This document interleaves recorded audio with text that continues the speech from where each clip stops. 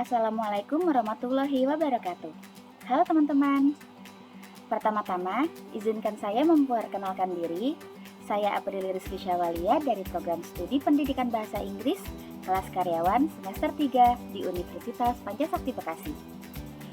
Di video kali ini, saya akan mengajak teman-teman untuk berdiskusi dan kita sama-sama belajar tentang dampak sosial media. Di era globalisasi sekarang ini, gadget seperti smartphone dan semacamnya hingga sosial media menjadi dua hal yang tidak bisa dipisahkan dalam keseharian hidup manusia. Coba di sini siapa yang nggak kenal Facebook, Twitter, Instagram, atau TikTok? Kemunculan media sosial berhasil merubah cara manusia dalam berkomunikasi. Seperti kita bisa berkirim pesan atau berita, bahkan berbicara tatap muka dengan kilat tanpa harus menunggu lama. Tapi teman-teman tahu nggak sih, sosial media bisa berdampak positif dan juga berdampak negatif. Dan apa saja dampaknya bagi kehidupan kita sehari-hari? Berikut dampak positif sosial media yang saya rangkum dari Kompasiana dan ID Cloud House. Yang pertama, sebagai media komunikasi. Media sosial dapat menyambung tali silaturahmi, memudahkan bagi orang yang memiliki sanak keluarga, kerabat, teman, kolega yang jauh untuk mempertemukan kembali keluarga dan kerabat yang berada jauh dari kita dan yang sudah lama tidak bertemu, sampai untuk keperluan pekerjaan lintas kota atau lintas negara. Dampak positif yang kedua, sebagai media informasi. Mulai dari informasi seperti sejarah atau yang sudah lampau, hingga yang up to date, termasuk informasi lowongan pekerjaan, resep kue, dan lain-lain. Berikutnya, sebagai media pertukaran data. Dengan menggunakan berbagai jenis sosial media, kita sebagai pengguna internet dapat saling bertukar informasi dengan cepat, mudah, dan murah. Lalu yang keempat, sebagai media pembelajaran. Banyak website yang menyediakan sarana untuk menciptakan kelas virtual, serta fitur untuk tanya jawab, serta berbagai video dan artikel tentang pelajaran pun bisa kita akses dengan mudah. Yang kelima, yaitu sebagai sarana untuk mengekspresikan diri. Kita bisa menggunakan media sosial untuk mengasah dan mengembangkan keterampilan serta mengekspresikan bakat yang kita miliki. Keenam, sebagai sarana untuk mengembangkan keterampilan sosial. Dengan memperluas jaringan pertemanan, kita bisa bersosialisasi serta beradaptasi dengan mengelola jaringan pertemanan dengan siapapun, bahkan dengan orang yang sudah kita kenal dari seluruh penjuru dunia. Selanjutnya, sebagai media promosi.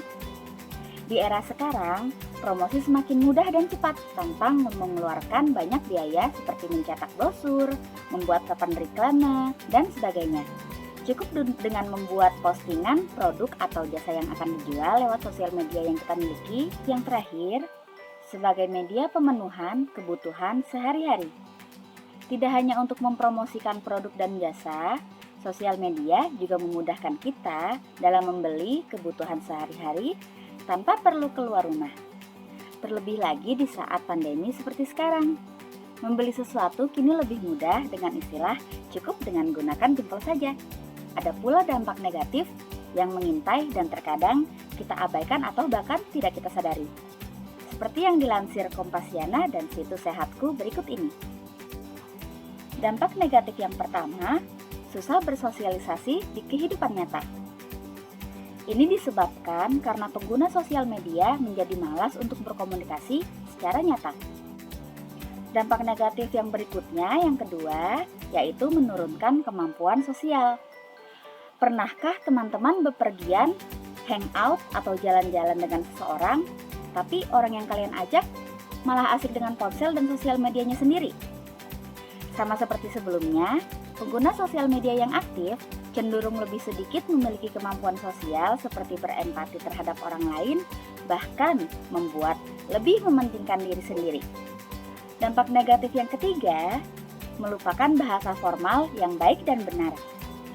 Karena kebanyakan dari pengguna sosial media lebih sering menggunakan bahasa informal sampai menggunakan bahasa serapan atau bahkan bahasa yang kurang pantas dalam kesehariannya, sehingga lupa bagaimana aturan bahasa yang baik dan benar.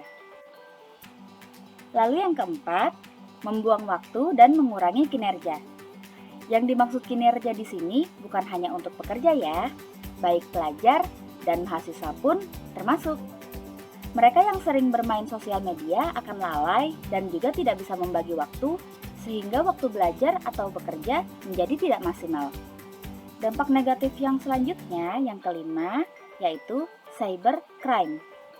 Kejahatan di ranah sosial media bermacam-macam, seperti hacking, spamming, carding, cracking, dan lain sebagainya. Hal ini disebabkan oleh bocornya informasi pribadi. Karena dalam sosial media, kita bebas menulis, memposting, membagikan apa saja, dan seringkali tanpa sadar mempublish hal yang seharusnya tidak perlu disampaikan ke lingkup sosial media. Dampak negatif yang keenam, cyberbullying. Salah satu dampak negatif yang sekarang marak terjadi, di mana aktivitas bullying dilakukan melalui sosial media, seperti melalui direct message, melalui komentar, melalui pesan, dan fitur lainnya. Dampak negatif yang selanjutnya adalah standar popularitas dan efek narsisme.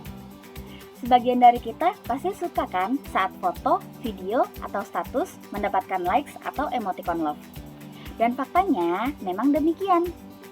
Sebuah penelitian di Brain Mapping Center University of California, Los Angeles pada tahun 2016 mengungkapkan bahwa likes di media sosial dapat mengaktifasi bagian otak yang berhubungan dengan penghargaan dan situasi sosial.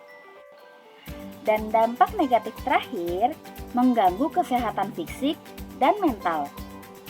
Dengan seringnya kita di dunia maya, di sosial media, melihat foto atau video pakaian, makanan, atau bahkan video liburan orang lain dapat membuat kita merasa minder atau tidak puas dengan apa yang kita miliki, sehingga dapat mengganggu kesehatan mental.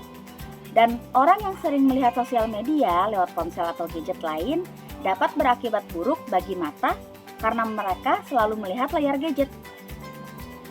Itulah beberapa dampak media sosial yang perlu kita ketahui.